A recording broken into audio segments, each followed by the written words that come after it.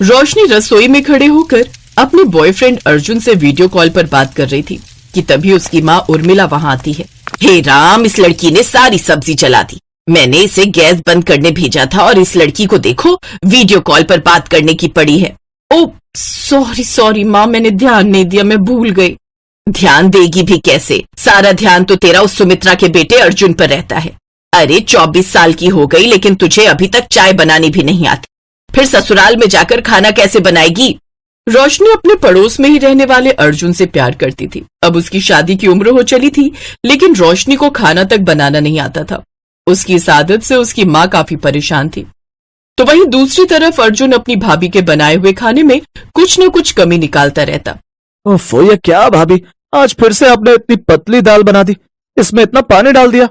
अगर ऐसा ही है ना देवर जी, तो अब ब्याह करके अपने लिए कोई बीवी ले आओ, वही आकर बनाएगी तुम्हारे लिए बढ़िया बढ़िया पकवान।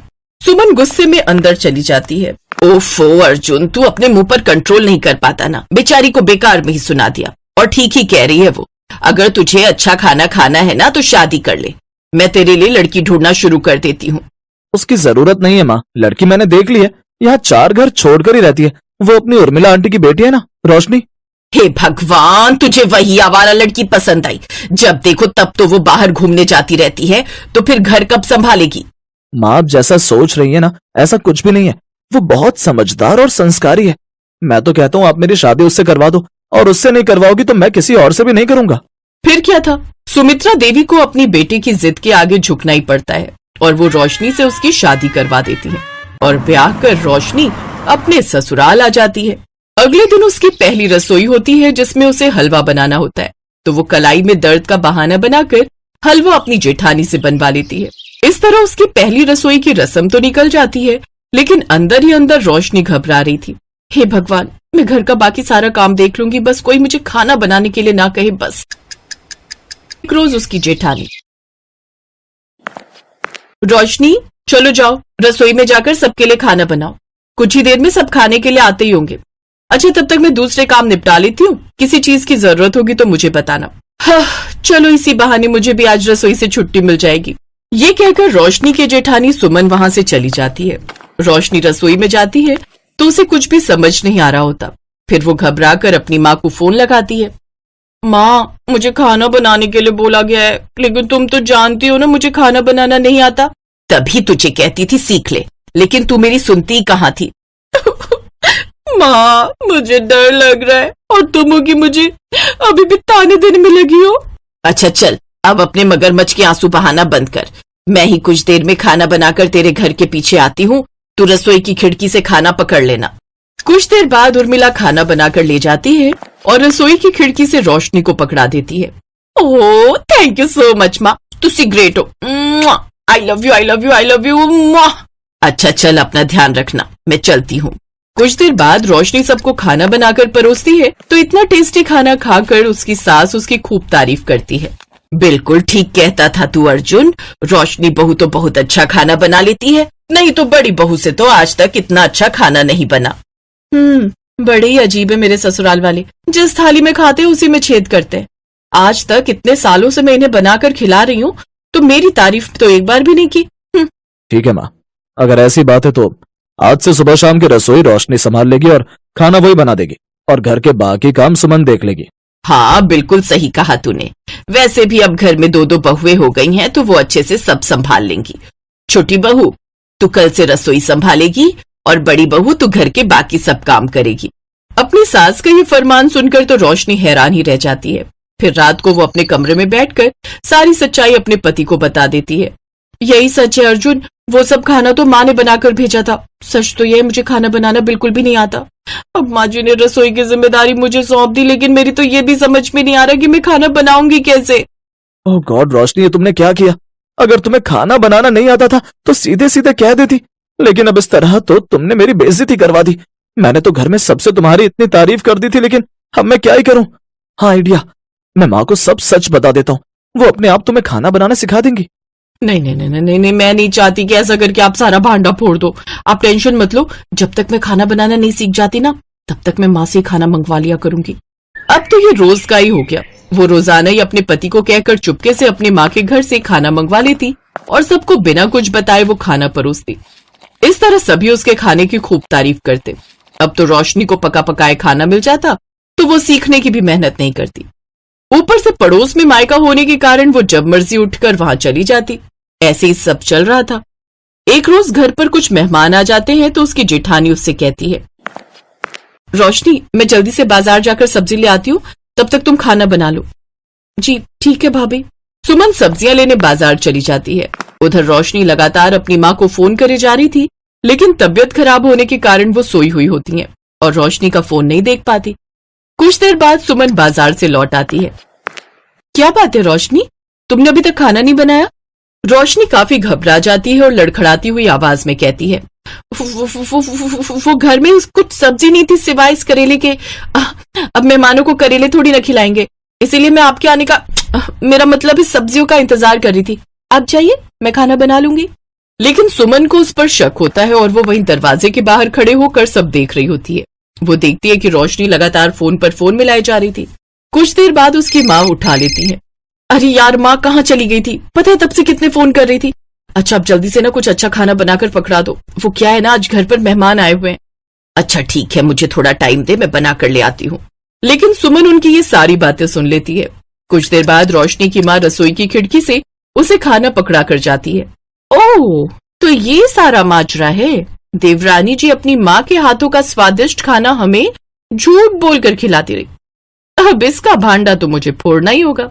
उस वक्त तो सुमन किसी से कुछ नहीं कहती, लेकिन अगले दिन वो जानबूझकर अपनी सास को रसोई में बुलाकर लाती है। माँ जी आप ना बहुत ही अच्छे राजमा बनाते हो, आप हमें भी वो रेसिपी बता दो ना, आज रात के लिए हम राजमा चावल बनाकर तैयार करते हैं। अच्छा ठीक है, मैं बताती जाती हूँ, तुम बनाती जाओ। ओह नो, अब ये दोनों रसोई में ही खड़ी रहेंगी तो फिर मेरा क्या होगा? अरे छोटी बहू किस सोच में पड़ गई, चल चावल पकाने रख दे एक तरफ। रोशनी घबरा जाती है और फिर वो कुकर की जगह कढ़ाई निकालती है और उसमें कच्चे चावल बिना पानी के ही पकने को रख देती है। अरे ये क्या बहू, अनाड़ियों की तरह क्यों खाना बना रही हो? फिर वो रोने लग जाती है और अपनी सास को सब सच बता देती है। माँ जी मैं तो ये खाना अपने पड़ोस के मायके से अपनी माँ से मंगवाती थी। सच तो ये है कि मुझे बिल्कुल भी खाना बनाना नहीं आता। देखा माँ जी, आप जिसकी इतनी तारीफ करते थे उसे तो ठीक से गैस तक जलाना नहीं आता। इसने अपने पड़ोस के मायके का खूब फायदा उठाया है अपनी माँ से खाना मंगवा कर। और आप हो कि आप तो बस मुझे ही ताने देते रहते थे। अपनी जेठानी की बात सुनकर रोशनी रोने लगती है। तभी उसकी सास अपनी बड़ी बहू से कहती है, तू चुप कर, जब तेरी शादी हुई थी तो तुझे कौन सा खाना बनाना आता था? तूने भी तो बाद में अपने मायके जा जाकर ही धीरे धीरे सीखा था। और रोशनी बहू इसमें रोने वाली कौन सी बात है? आज से मैं तुम दोनों को खाना बनाना सिखाऊंगी। अब सुमित्रा अपनी दोनों बहुओं को खाना बनाना सिखाती है। कुछ ही दिनों में दोनों बहुत अच्छा खाना बनाना सीख जाती हैं।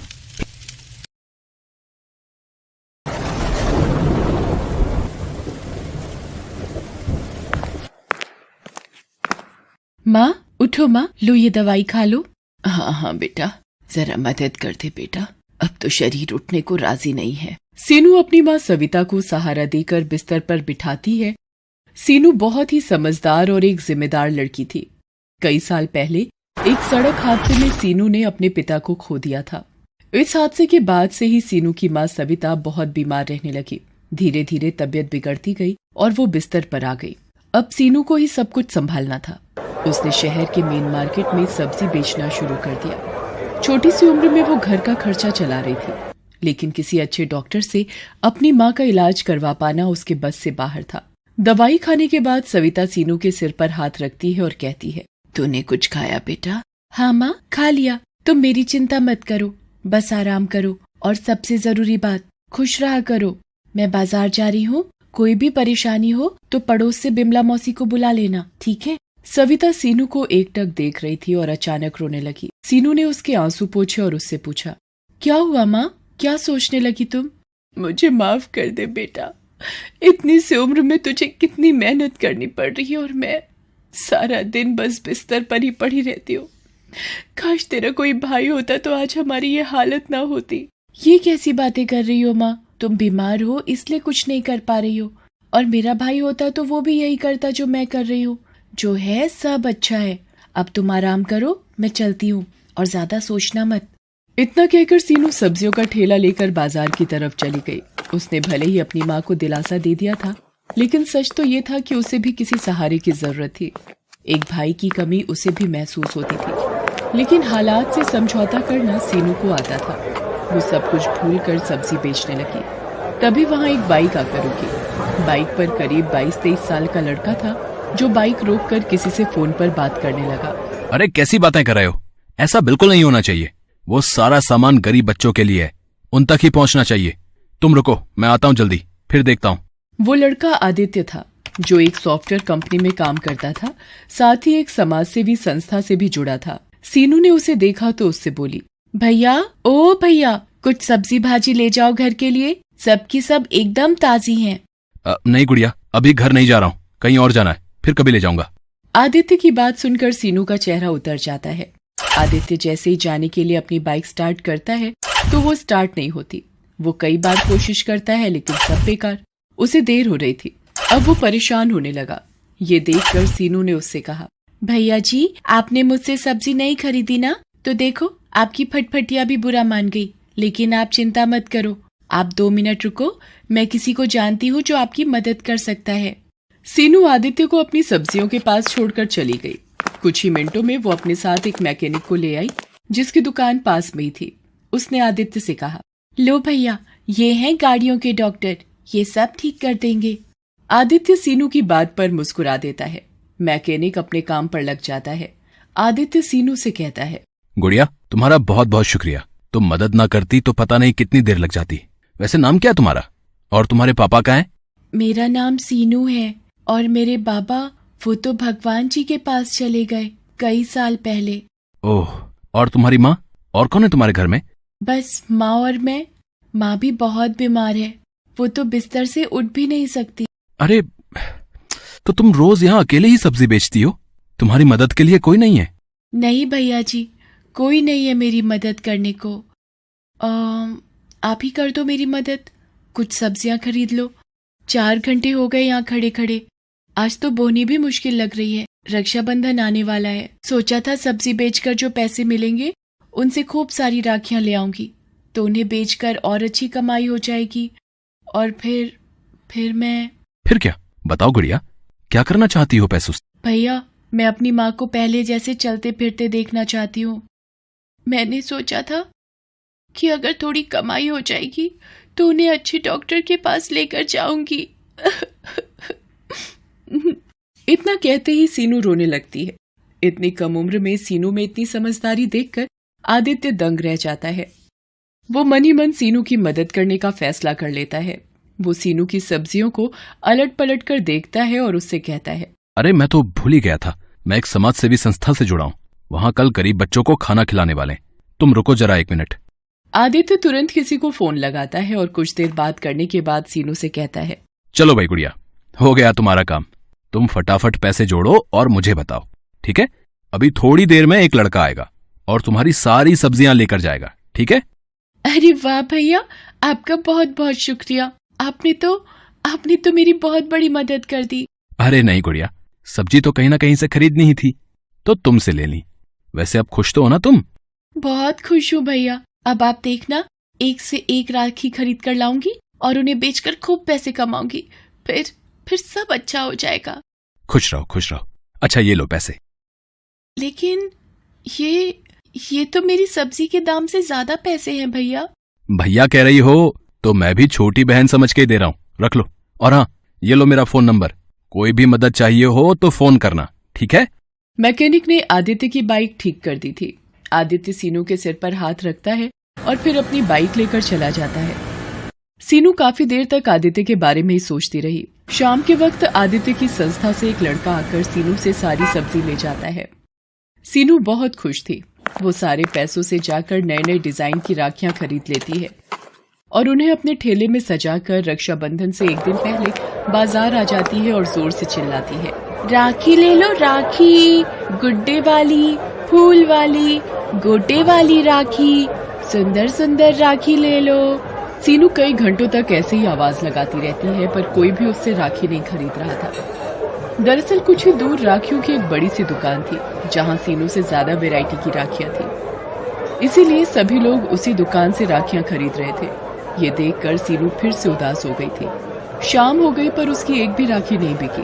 वो अपनी राखियों के साथ घर पहुंची तो उसे उदास देखकर सविता ने पूछा, क्या हुआ सीनू? जाते हुए तो बड़ी खुश थी तू। क्या बताऊं माँ, पूरा दिन धूप में चिल्लाती रही पर किसी ने एक भी राखी नहीं खरीदी मुझसे। सब लोग उस रामलाल की दुकान पर ही जा रहे थे।